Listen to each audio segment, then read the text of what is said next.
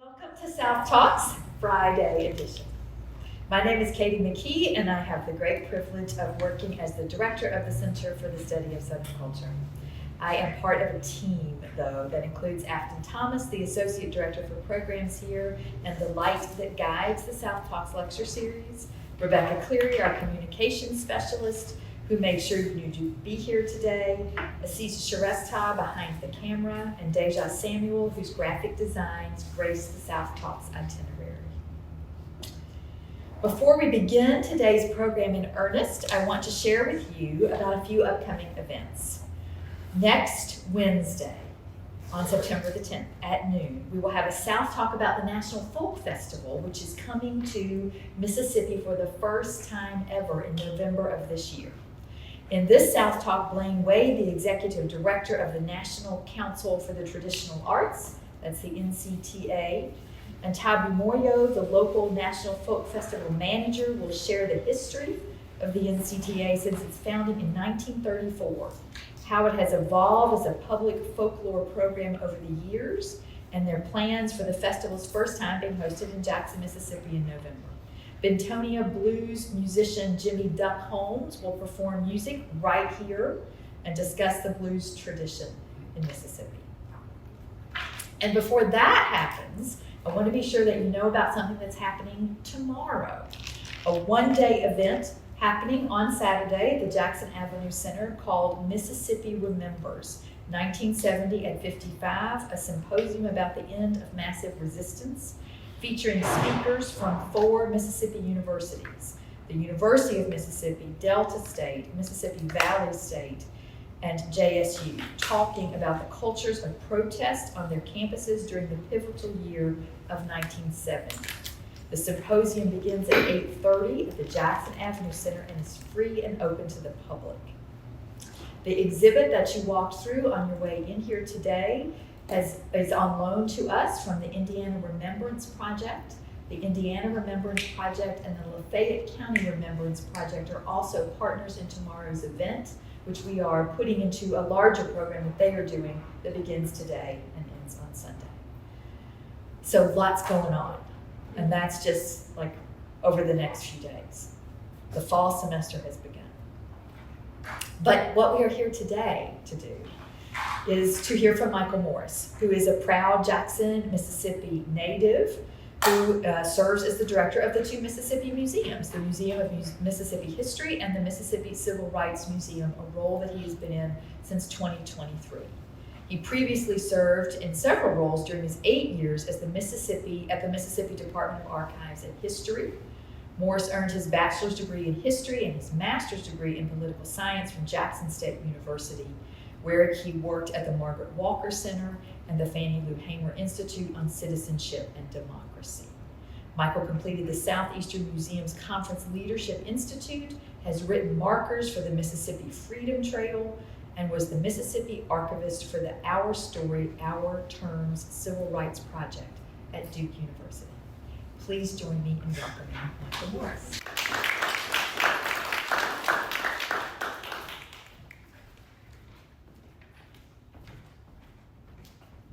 Good afternoon. We can officially say that it's afternoon now that it's 12 o'clock. But first and foremost, I want to thank the Southern Studies Institute for the invitation to speak here today. And it's good to see a lot of familiar faces. I didn't realize that Ralph Eubanks would be here and Jody Skiffer, but that makes it even better. And I want to give a special shout out to Ayanna Jones, who's a graduate student in the program right now. She actually worked at the TwoMississippi Museums up until April. And I also want to note that Katie Blunt, the director of the Mississippi Department of Archives and History, is a graduate of the Southern Studies program as well. And so there are a lot of links between the Southern Studies program and the work that we do at the TwoMississippi Museums. By just show of hands, who all have been to our state history and civil rights museums? Good. And so you guys know the story about how those museums got brought together. Our Civil Rights Museum began as an effort on the campus of Tougaloo College with organizations like the Veterans of the Mississippi Civil Rights Movement, individuals like Hollis Watkins and Judge Reuben Anderson, way back in the late 1990s, early 2000s, began developing this idea of building a civil rights museum, and they wanted to locate it on the campus of Tougaloo College. But Mississippi's always, in many ways, had a state history museum. And I thought about this while I was driving down, but the University of Mississippi played a big role in the existence of our museums today. In 1890, an individual by the name of Franklin Riley, he was a historian here at the University of Mississippi, reorganized the Mississippi Historical Society. It was initially founded in 1858 by an individual by the name of Benjamin Leonard Covington Wells. He actually founded the Mississippi Historical Society in the old Capitol. But when he died, just after the Civil War started, the Mississippi Historical Society kind of went defunct. And so Franklin Riley, a fresh graduate student, I believe that he attended Johns Hopkins University, came to the University of Mississippi to teach and reorganize the Mississippi Historical Society. And the collection that BLC Wells had founded was initially housed right here at the University of Mississippi. And so that's a real connection between the university and really the creation of the Department of Archives and History. It was Franklin Riley who led that effort as the Secretary Treasurer of the Mississippi Historical Society. And the Mississippi Department of Archives and History was founded in 1902. And it's the second oldest state department of archives and history in the country. I must note that one of the reasons why it was founded was to promote the lost cause. And so the first director of the Mississippi Department of Archives and History, Dunbar Rowland, was a virulent racist, somebody that did not believe in terms of social equality with African Americans. And for years and years and years, archives and history did not have a focus on collecting items related to African American history in the state. And so we must acknowledge that. But the first state history museum was probably housed in the basement of the state capitol. Dunbar Rowland had created an exhibit similar to what we see out here that involved some early artifacts from Mississippi's history that was housed in the state capitol. And that was before archives and history was moved to the War Memorial. And then lastly, 1961, the old Capitol reopens as a history museum. It's one of the first historic preservation projects in the state. Is the restoration of the old Capitol. As you all know, founded in 1839, it's the oldest building in the city of Jackson. And so from 1961 until 2005, that's where our State History Museum was located. 2005, something significant happens. Hurricane Katrina. This year marks 20 years since Hurricane Katrina. We're still learning about the after effects of that storm. We've got a special exhibit up at the museums about Hurricane Katrina, but it also tore the roof off of the old Capitol. And almost immediately, staff members at Archives and History went in, removed all the artifacts for preservation purposes. And a few years later, in 2009, the old Capitol reopened as a museum to itself, focusing on the events that took place in that building. Events like the Secession Convention of 1861, the Constitutional Convention that took place there in 1868, and then the Constitutional Convention that took place there in 1890. And so there was a need for a new history museum. And to make a long story short, a group of individuals convinced Governor Haley Barbour to build both of these projects together side by side. I think I'd say around 2010, 2011. Groundbreaking took place in 2013. The state of Mississippi invested more than $90 million into this project. And then they asked Archives and History to raise another $20 million. And the museum's opened officially on December the 9th, 2017. This right here is just some of the sites that Mississippi Department of Archives and History administers. And let me just say this. Since those museums opened on December the 9th, 2017, we've had more than 745,000 visitors, which is a really big deal for a state with less than 3 million people in a city with a declining population. So I just want to take note of that. But these are just some of our sites, aside from the two Mississippi museums that we have across the state, the Grand Village of the Natchez Indians, which is obviously is in Natchez. Jefferson College is actually the oldest institution of higher learning in the state. It's founded in 1802. It's also the place where in 1817, about 45 delegates met and wrote the state's first constitution. And so we refer to it as the birthplace of the state. Margaret and Krigler Park is a project that we're working on right now. It's going to be located right across from the TwoMississippi Museums. And then recently we've gotten involved in the creation of a new visitor center at the Vicksburg National Military Park.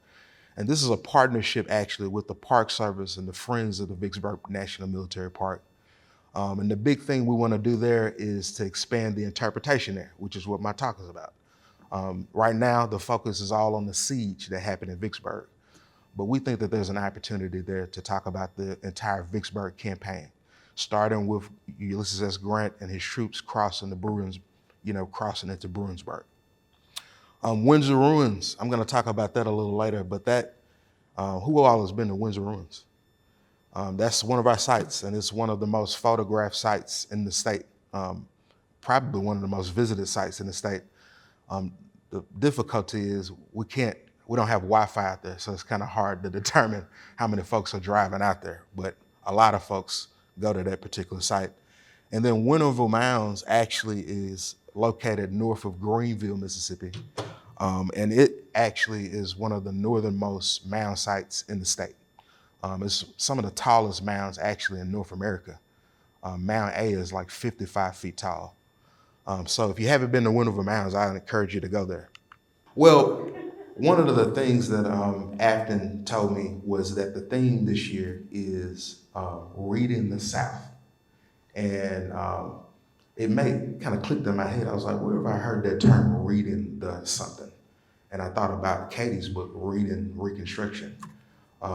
And I actually went back and looked at that book and really gave me some insight into what you guys mean in terms of when we talk about reading the South. And initially, the first thing that I thought about was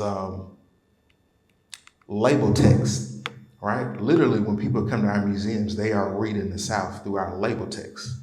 But then I thought about it a little bit more. There are other ways that, folks are reading the South.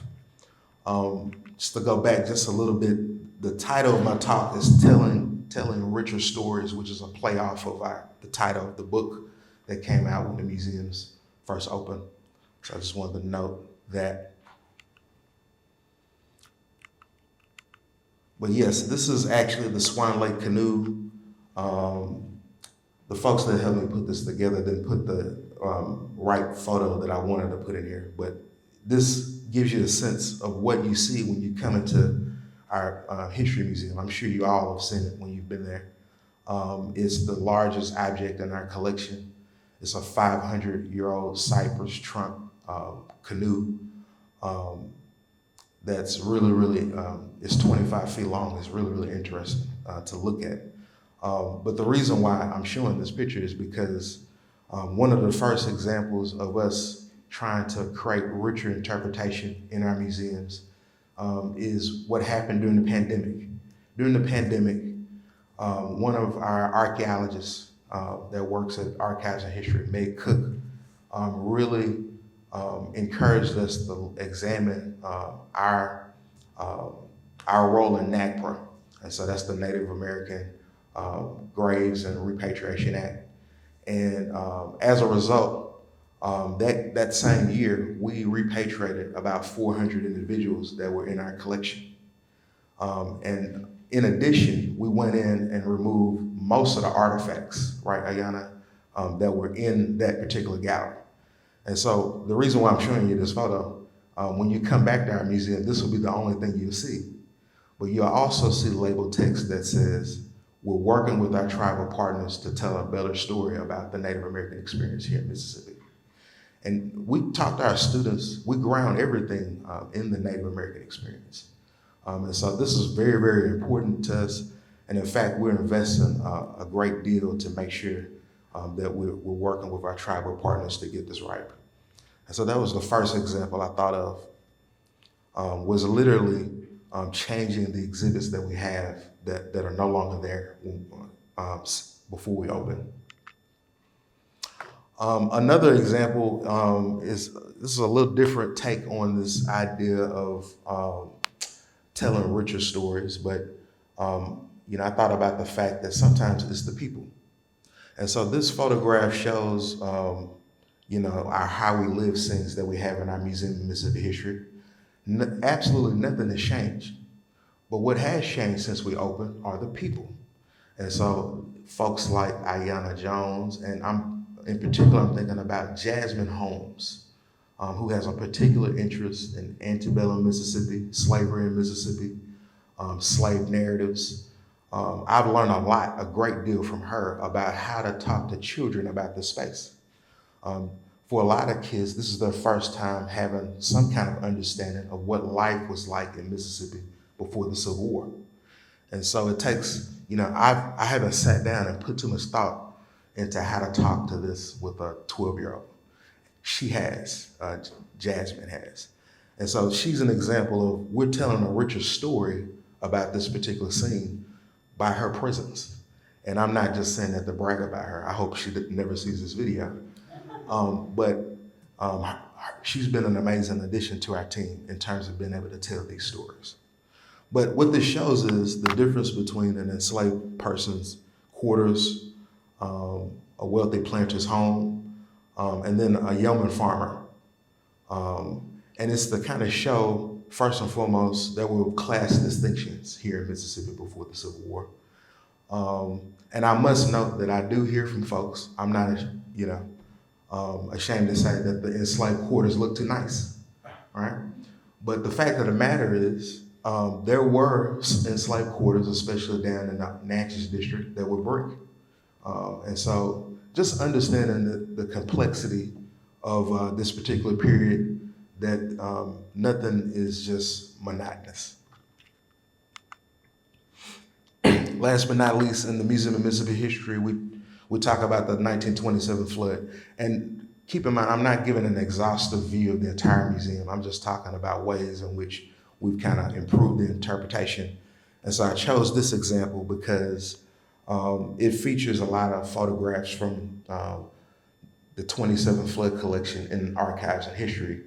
And one of the things that we've done since we've opened is created these learning lanyards that teachers can use in their classroom to kind of learn more about this flood. And we send our educators to the classroom to kind of talk to teachers about how to talk about natural disasters, how to talk about Hurricane Katrina. And so the opening of these museums for me, and I guess for leadership at Archives and History, is really an opportunity to match the public, to connect the public with the resources that we have in the state archives. And these photographs are available online as well as those learning lanyards. In our Civil Rights Museum, Ayanna already knows where I'm going with this. This is probably my favorite exhibit. There's a schoolhouse in Gallery 5, Gallery 4, that is divided down the middle, white schoolhouse, black schoolhouse. But surrounding the schoolhouse are actually these photographs that show a black school, white school, same county, same year. And these photographs were actually found accidentally. One of our archivists next door at Archives and History were rummaging through the state auditor's papers and found these photographs. And as we were creating the museum, we chose to utilize these photographs as a part of that exhibit. And to me, these photographs is a great example of us not necessarily putting too much wording or leading the public into what to interpret here. All we did was put the year, county, where it happened, and you can come to your own conclusions. To me, you can clearly see the stark differences in the resources in these classrooms. And keep in mind, they're in the same county. And that we have photographs from most counties here in the state in the collection. So I thought that was something interesting to be able to add as a part of this. In terms of literal additions to the museum since we opened, Mr. Jerry Cahey, Tougaloo College student that accompanied, actually he drove the Tougaloo 9 down to the Jackson Municipal Library before they conducted their read-in. He is still around. In fact, he spoke at the museum this past March to commemorate the anniversary. But not too long after we opened, he saw fit to donate the camera that he used to take the iconic photograph. And you can see that iconic photograph down here at the lower right end of, it's behind them actually. But that camera is now on display in our museum, and it's one of my favorite items. And I thought I'd include that as something that's expanding our understanding of the civil rights movement, because after his talk, I started saying to myself, maybe we need to be referring to him as the Two-Lieutenant. Last but not least, we made some news last week in terms of a new artifact that we were able to add related to the murder of Emmett Till. Some recent scholarship has come out related to his murder. And we really did feel an obligation to go out there and find that weapon. This is the weapon that J.W. Milam owned and likely used during the murder of Emmett Till back in 1955. And in terms of acquisition of that artifact, there was no question that we felt like we had an obligation to do it. But we did have some interesting discussions about whether or not to display it. And so now it's on display. I chose not to put a picture of it, not to trigger anybody.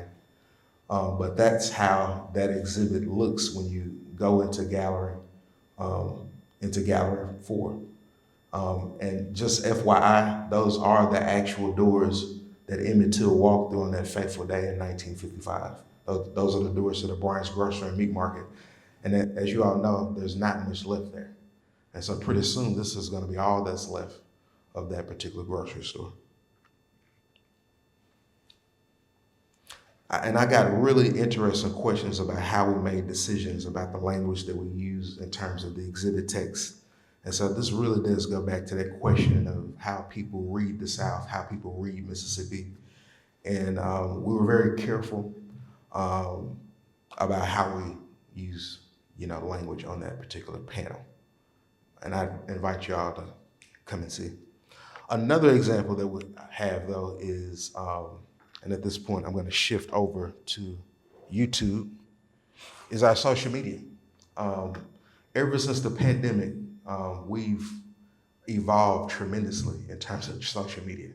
And so one of the ideas that our communications team had last summer was going into the state archives, identifying video, audio that we have there of civil rights activists like Fannie Lou Hamer, and creating these little short clips that we could put up on social media. Again, another way to connect the archives with the public.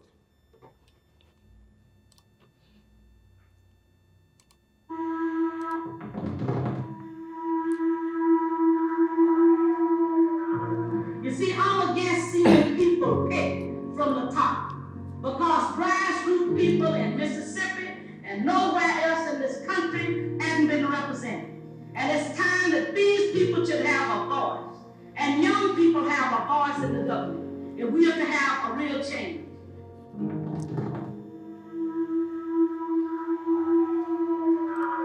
Really powerful just hearing Hollis Watkins, somebody I got a chance to know over the last 20 years, who recently passed away. But not only do we have his voice on our YouTube channel, if you ever come to our museum and you listen to the music that's played in the Central Gallery, if you listen closely, you hear Hollis Watkins there as well. So I just want to make mention of that.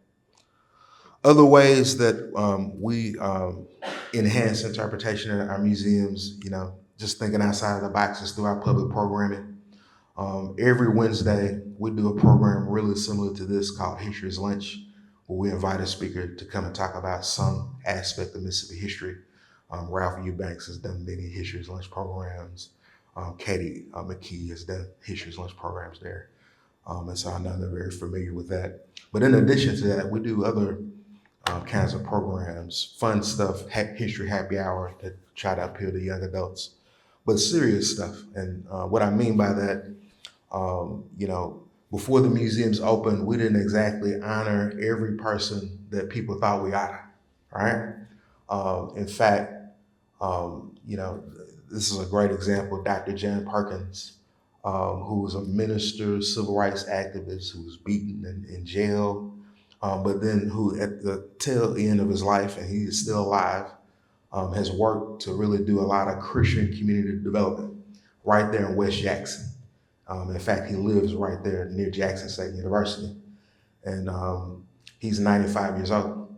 And so earlier this year, during the National Day of Racial Healing, which is the day after Martin Luther King Jr. Day, we decided to honor him and have some panel discussions talking about the link between philanthropy, history, and community.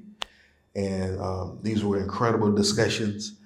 And, you know, Dr. Perkins, just for you guys' sake, I used to work at the Perkins Center many years ago as an intern. And so I just thought it was important to lift up his name. And one day he will be at our museum. Rims Barber, before we open, I don't know if you guys know Rims Barber, but he worked with the Delta Ministry. He was not at our museum. And so there was an effort to make sure that he had a point of light in our museum. Another thing that we do in terms of serious stuff is commemorate things like the Voting Rights Act. And we did that this year on August the 6th, which just happened to be a Wednesday.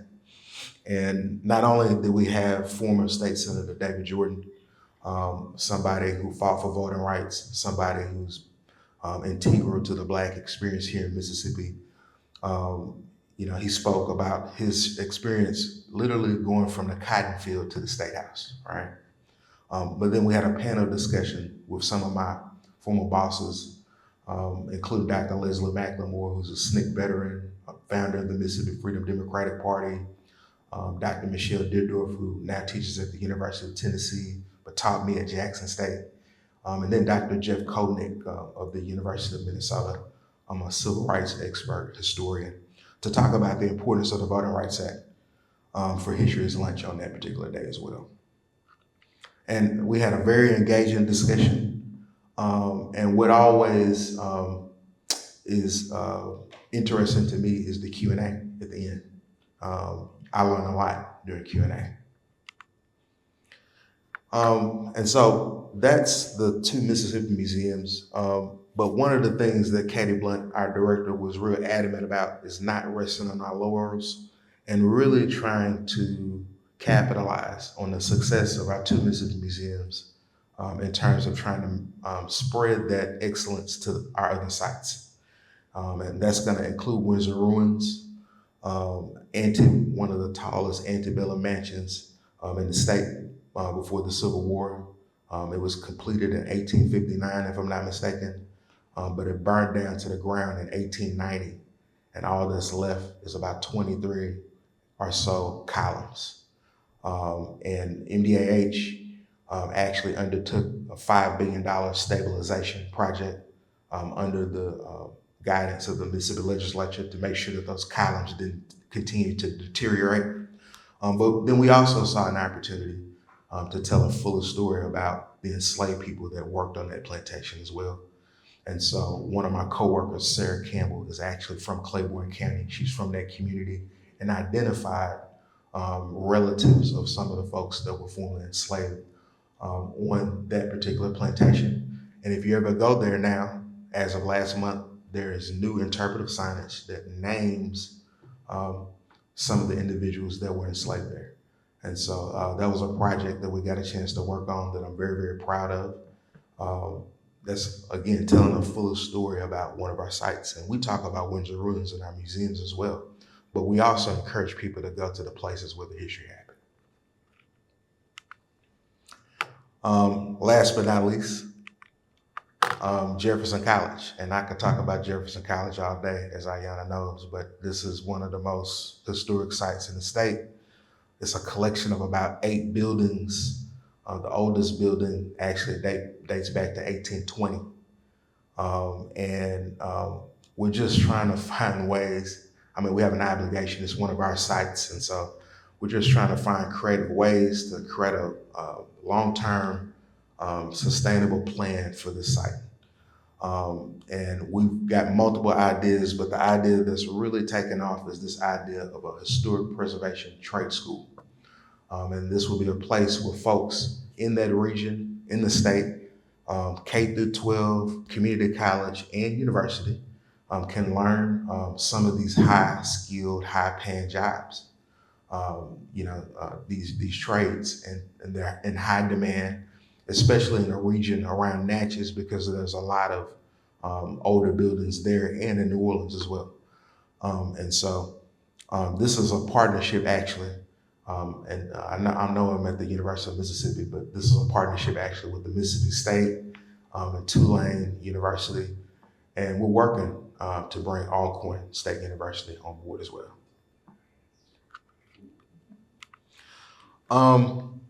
And then, we've always got temporary exhibits that are on display at the museums. Right now we have on display Hurricane Katrina photographs by Melody Golden. That's very, very touching. I know a lot of folks are conflicted about whether or not they want to engage in that trauma again. And so we have multiple staff members that worked on this project that cannot walk into that space. But I just wanted to let you guys know that we have that on display. And this, again, is another way. We always have special exhibits in this space. In fact, next March, we're going to open up an exhibit called Mississippi Made that's going to help us mark America 250. And so, again, we're in the beginning stages of planning, creating our plan for 2026. Which is going to have a range of programming related to Mississippi's role to America, right? Whether we're talking about the Native American experience, the Civil War, but absolutely civil rights. And then today, what's Mississippi's role to this region today? And I always think about Hurricane Katrina because I think about the millions of dollars that were able to be steered to the state because of the powerful positions that Appropriations Chair Thad Cochran had, or the relationships that Governor Haley Barbour had at the time.